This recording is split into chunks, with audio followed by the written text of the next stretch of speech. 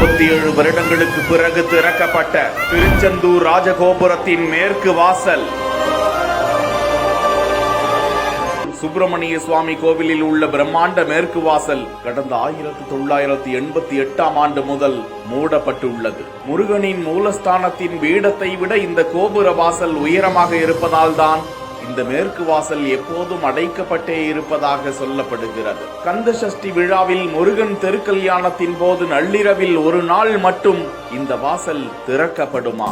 அந்த நேரத்திலும் பக்தர்கள் உள்ளே செல்ல அனுமதி கிடையாது என்று சொல்லப்படுகிறது.